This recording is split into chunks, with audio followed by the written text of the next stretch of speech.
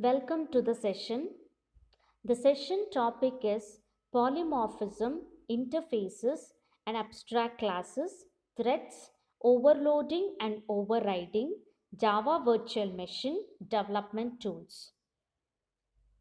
In the previous session, we have learnt about Android architecture, the components of Android architecture, the overview of object oriented programming using Java, then OOPS concept inheritance.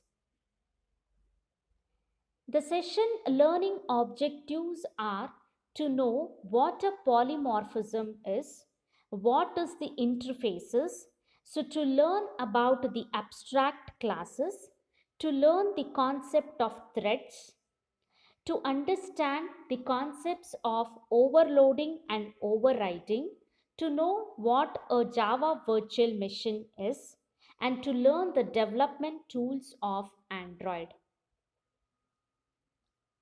The session outcomes are, so you'll know the concept of polymorphism. So what the interface is and why the interface should be used. And you'll know the abstract classes and what the threads are and why the threads are used.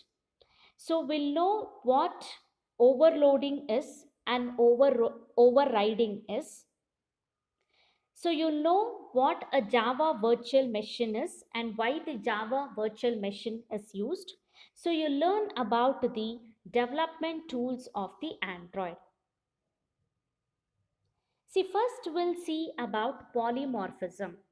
See, polymorphism means the ability to take more than one form. Poly means many, so it means that it takes more than one form. See, for example, an operation, it may exhibit different behavior in different instances. See, the behavior, it mainly depends upon the types of data that we use in the operation. See, for example, let's consider the operation of addition. See, for the two numbers, the operation will generate a sum. See, if the data that we take is two numbers, so the operation will generate a result that is sum. See, if the operands are strings, the data that we take are strings, then your operation, it will produce a third string, that is by concatenation. See, polymorphism, it plays an important role in allowing objects having different internal structures, that is to share the same external interface. See, it means that your general class of operations may be accessed in the extensively used in implementing the inheritance. See, in Java, the polymorphism, it take two forms. One is method overloading and the other one is method overriding. Method overloading, so it happens when various methods with the same name are present in the class. And the method overriding, it occurs when the child class, it overrides a method of its parent.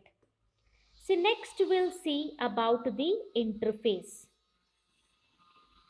An interface is basically a class. Like classes, interfaces contain methods and variables. But these interfaces, they define only the abstract methods and final fields. The interfaces, they do not specify any code to implement these methods, and data fields, they contain only the constants. So it is the responsibility of the class that implements an interface to define the code for implementation of these methods.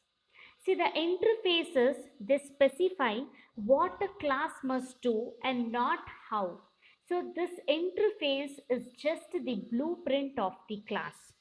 See, interfaces, it is mainly used to achieve the total abstraction. See, your Java does not support multiple inheritance in case of class, but by using the interface, so it can achieve the multiple inheritance. So this interface, it is also used to achieve the loose coupling. So interfaces, they're mainly used to implement the abstraction. See, the next we have the abstract classes. See, abstraction is nothing but is the process of hiding the implementation details from the user. See, only the functionality will be provided to the user. See, in other words, what we can say is that the user will have the information on what the object does instead of how it does it. See, your abstraction is being achieved using the abstract classes and interfaces. So, in Java, we achieve the abstraction using the abstract classes as well as the interfaces. See, a class which contains the abstract keyword in its declaration, so that is known as your abstract class.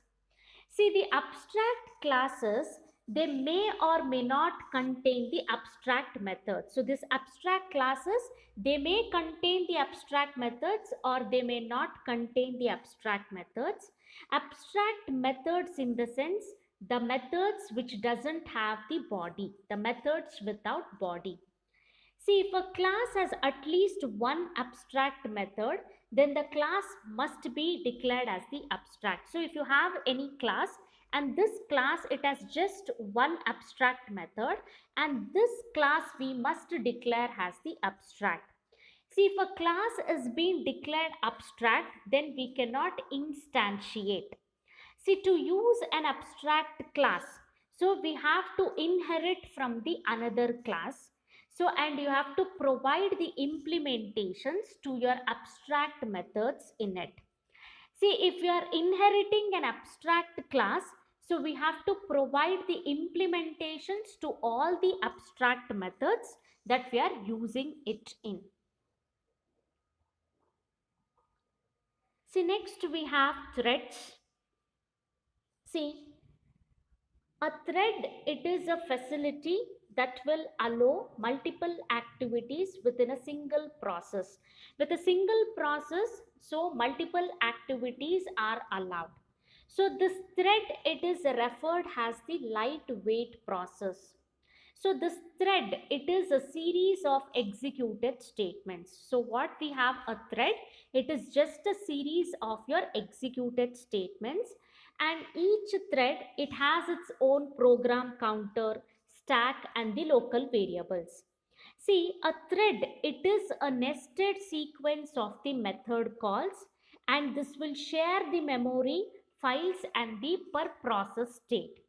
See, the need of using the thread is that, so that is to perform asynchronous or the background processing. So to perform any of the asynchronous or background processing, so we need the thread. So this increases the responsiveness of the GUI applications, that is graphical user interface applications. So it increases the responsiveness. So it takes the advantage of multi-processor system, and it will simplify the program logic when there are multiple independent entities. See, the need for the thread is that it simplifies your program logic. So it takes the advantage of the multi-processor systems. It increases the responsiveness of GUI applications. So it is to perform your asynchronous or the background processing. See, when a thread is invoked, so there will be two paths of execution. So whenever we invoke a thread, there are two paths of execution. One path is to execute the thread, and the other path, it will follow the statement after the thread invocation. So there will be always a separate stack as well as the memory space for each thread. See, next we have overloading and overriding. See, overloading, it happens at the compile time. So overloading happens at a compile time, and the binding of the overloaded method call to its definition, it happens at the compile time. See, whatever the static methods are there, They can be overloaded, which means that a class can have more than one static method of the same name. See, your overloading, it is being done in the same class. So in the same class, we do an overloading. The static binding is being used for overloaded methods. See, overloading, it gives a better performance when we compare it with the overriding. So private as well as the final methods, they can be overloaded. The written type of method, it does not matter in case of the method overloading. See, when we are doing a method overloading, the written type of a method, it does not matter, and the argument list, it has to be different while we are doing the method overloading. See, this method overloading, it is a compile time polymorphism. See, in the method overloading, more than one method, it shares the same method name but with a different signature in the class. So here the written type, they can or cannot be the same, but we must have to change the parameter, because in Java we cannot achieve the method overloading by changing only the written type of your method. See, next we'll see about the method overloading. Method overloading is a runtime polymorphism. So here the derived class, it provides the specific implementation of the method that is already provided by the base class or parent class. See, in the base class you have one method. So already in the base class the implementation of the method is being given, and the derived class, again a specific implementation of the method is being provided. In that case, method overriding type takes place. See, in the method overriding, the return type, it must be same or the covariant. The return type, it has to be the same. See, overriding, as I said, it happens at the runtime. See, the binding of the overridden method call to its definition, it happens at the runtime only. The static methods cannot be overridden. We cannot override the static methods. Overriding base and child classes are required. See, overriding is like giving a specific implementation, that is to the inherited method of the parent class. Dynamic binding is being used for the overridden or the overriding methods. See, private and the final methods, that can be overloaded, but we cannot override it. Overriding methods, they can have more specific return type, whereas the argument list, it should be the same in the method overriding. The argument list has to be same in the method overriding, and the overriding method, it can have more specific return type. So next we'll see what a Java virtual machine is. See, we all know that Java is a high level programming language, and a program that is written in high level language cannot be run on any machine directly. So first what we have to do, first it needs to be translated into that particular machine language, then only a program can be run. So we have Java C compiler. So Java C compiler does this thing, that is a high level language program will be converted to your machine language. What does your compiler do is that it takes your Java program, it translates it into the machine code. You're going to translate the Java program into the machine code. See, the Java virtual machine is a virtual machine. So this resides in the real machine. That is in your computer, your virtual machine resides. And the machine language for the JVM is the bytecode. So the language for the Java virtual machine is the bytecode. So it makes it easier for your compiler, as it has to generate the bytecode for the JVM rather than different machine code for each type of the machine.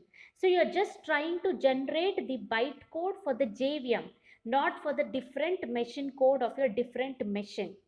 So your Java virtual machine, it executes your bytecode which is generated by your compiler and it will produce your output. So this Java virtual machine, it makes your Java platform independent. So any program that is being written in the Java, okay, so that program can be executed in any of the system. That is your Java platform independent. So mainly your JVM makes your Java platform independent. See, we know the primary function of the JVM, that is Java Virtual Machine, is to execute your bytecode which is being produced by the compiler and you get the output. See, each operating system has different JVM. See, however, the output they produce after execution of the bytecode, it is same across all the operating systems. See, all your operating systems, they have different Java virtual machines. But whatever the case is, the output that will be produced after the execution of your bytecode, it will be same across all your operating systems.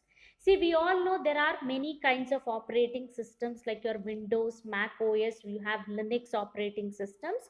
So by using this JVM, so the output that we produce in all the operating systems is the same.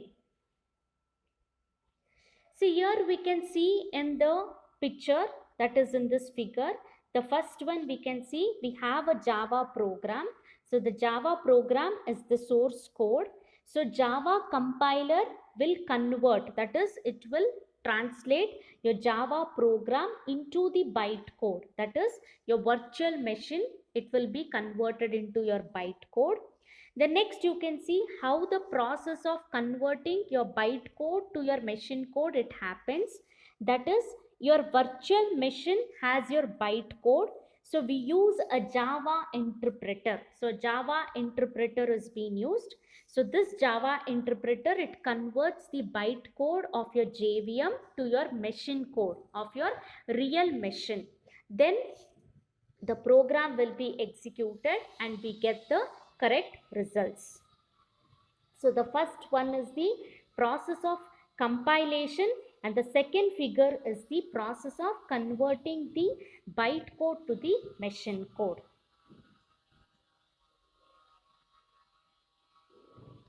See, next we'll see the development tools. See, the Android developer tools, it will allow creating the interactive and powerful application for Android platforms. See, the tools can be generally categorized into two types. One we have SDK tools and the other one we have is the platform tools.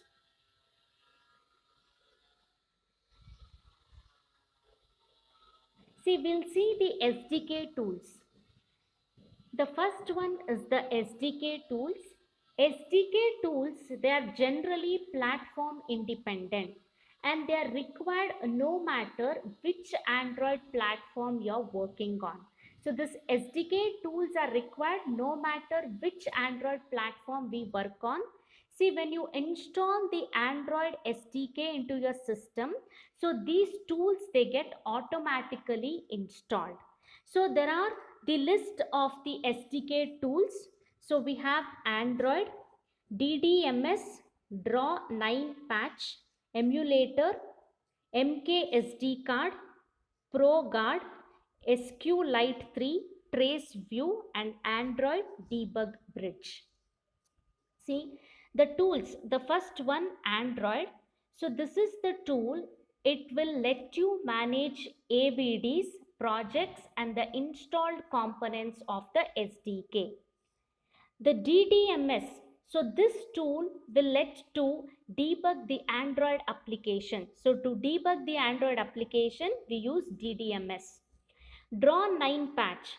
So this tool will allow to easily create a 9-patch graphic using WYSIWVG editor.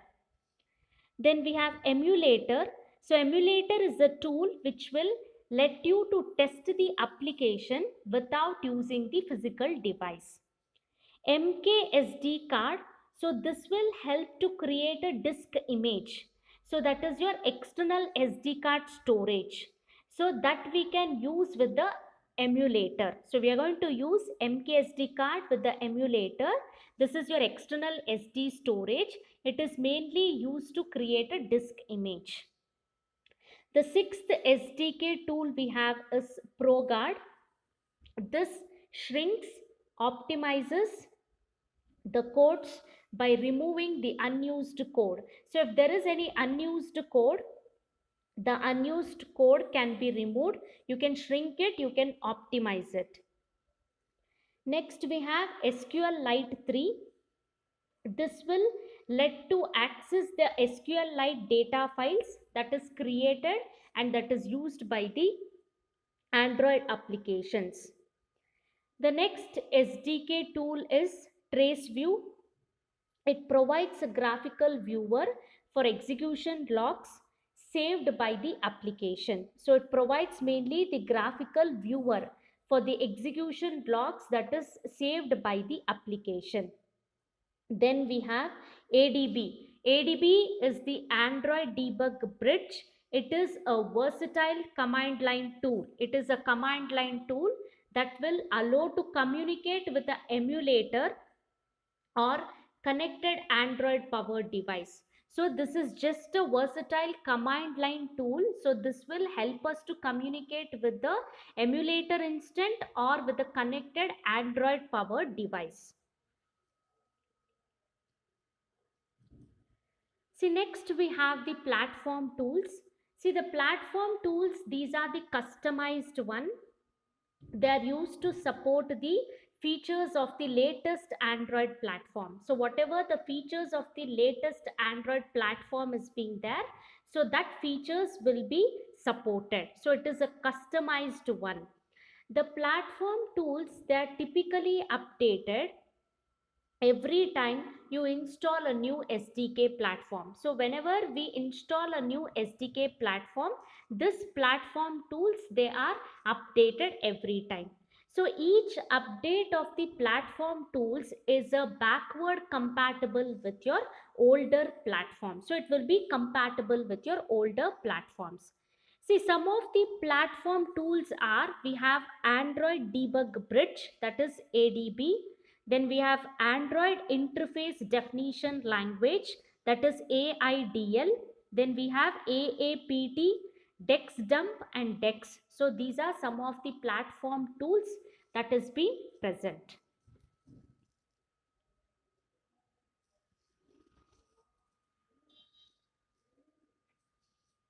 See, in this session, we have learnt about the polymorphisms, inheritance, abstract classes, threads, overloading and overriding, the Java virtual machine, and the development tools of the Android.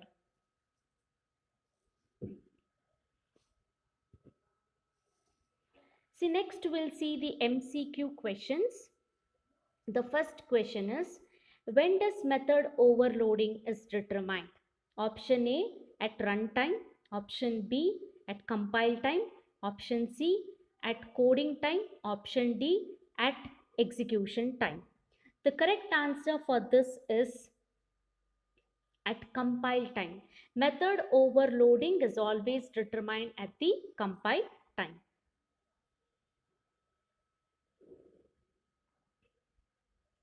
See, next question we have, exposing only necessary information to claims, main programs or classes is known as option 1, abstraction, B, encapsulation, C, data hiding, D, hiding complexity. So the correct answer for this question is A, abstraction. Abstraction is mainly used to hide the implementation details. See, next third question we have, Polymorphism types in Java is are first option compile time, runtime, both, none. See, the correct answer for this is C, both. So polymorphism types in Java are both compile time as well as the runtime.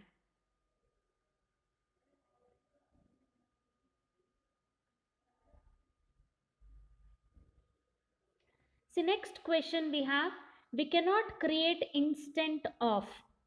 First option anonymous class, B nested class, C parent class, and the D abstract class. We cannot create the instance of which class? The correct answer is D abstract class. So abstract classes we cannot instantiate. See, next question we have, what is sometimes also called a lightweight thread? The first option is thread, second process, C JVM, and D is none. The correct answer for this is thread. So thread is the lightweight process. So these are the references. Thank you.